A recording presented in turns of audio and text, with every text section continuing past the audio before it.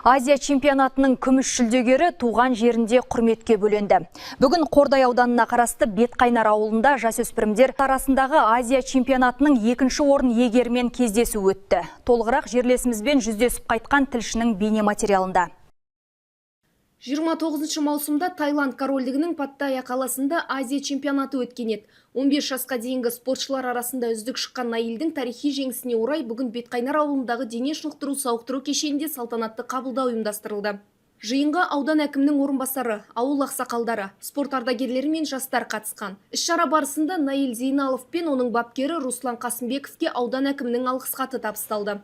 Биыл Қазақстан чемпионаты атанғаннан кейін ары қарай чемпионат Азияға дайындалдық.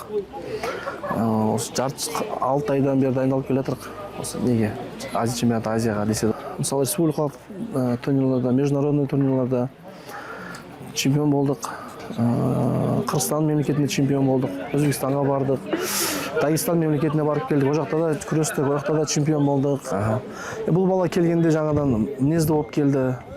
Өте мінезді болып келді десе болады. Өзінің бірінші жарысқа барғаннан кейін өзінің ең бір жарыстан не алып келді, медаль алып келді. Содан кейін біз қарап жұмыс істедік ары қарай. Жас балуан бұған дейін Ресейдің Дағыстан өңірінде өткен халықаралық турнирінде күміс жүлдегер атанған. Кейін Қазақстан чемпионатында топ жарып, Жамбыл облысындағы іріктеу біріншілігінде де жеңіске жетіпті. Осылайша ол ел намысын Азия чемпионатында қорғап, құрлық біріншілігінің күміс жүлдесін еншіледі.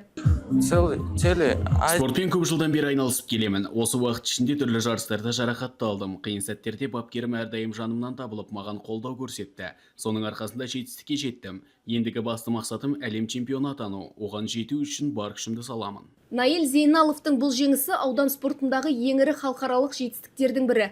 Жас балуанның табандылығы мен бапкерінің қажырлы еңбегі алдағы уақытта да биік белестерді бағындыруға негіз болмақ.